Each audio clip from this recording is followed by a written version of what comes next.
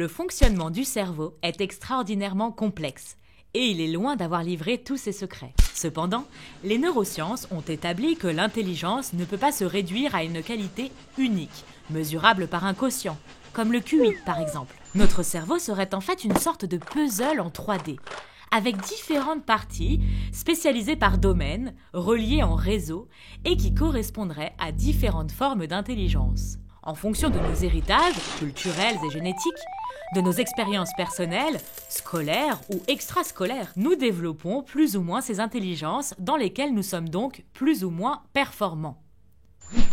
Nous avons tous toutes ces formes d'intelligence, même si certaines sont dominantes, et toutes fonctionnent en même temps. Howard Gardner a ainsi décrit en 1983 8 formes d'intelligence. Découvrons-les.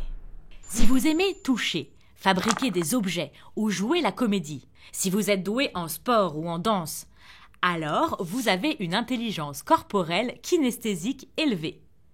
C'est bien utile pour devenir cuisinier, kinésithérapeute, danseur chorégraphe, prof de sport, quand on travaille dans la mode et dans la réparation ou la construction.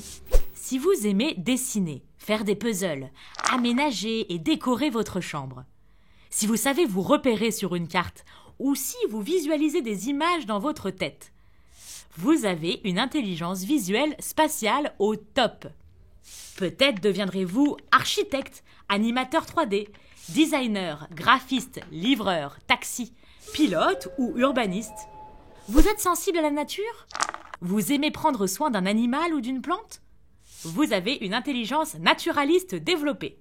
C'est précieux dans les métiers de l'environnement, des sciences de la vie et de la terre, de l'agriculture, de l'entretien, ou l'aménagement des espaces verts, ou encore vétérinaire.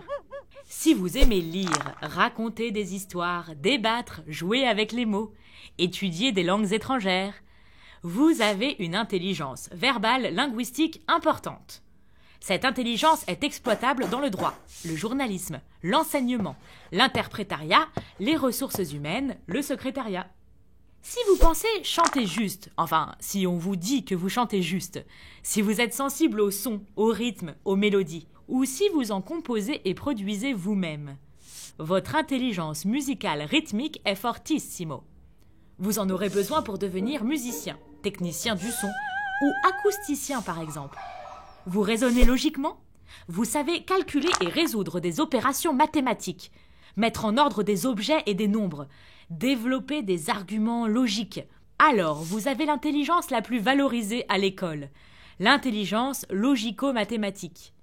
Elle sera votre allié pour des études scientifiques, de comptabilité, de médecine, d'audit, d'économie et de bien d'autres encore. Si vous rentrez facilement en contact avec les autres, si vous êtes sensible à leurs émotions, si vous aimez échanger avec eux, mener des activités en groupe, ou si c'est vous qui réglez les embrouilles entre vos amis, votre intelligence interpersonnelle est au-dessus de la moyenne. Vous pourrez l'exploiter dans l'enseignement, l'accueil, la psychologie, le tourisme, la vente, en tant qu'infirmier, travailleur social ou diplomate. Si vous pensez avoir une bonne connaissance de vous-même, de vos points forts et points faibles, de vos réussites et de vos échecs ou de vos envies, si vous aimez des moments de solitude ou écrivez un journal intime, vous avez l'intelligence intrapersonnelle XXL.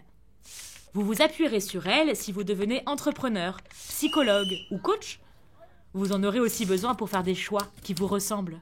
Naturellement, aucune personne, aucune étude ou métier ne se résume à une seule intelligence.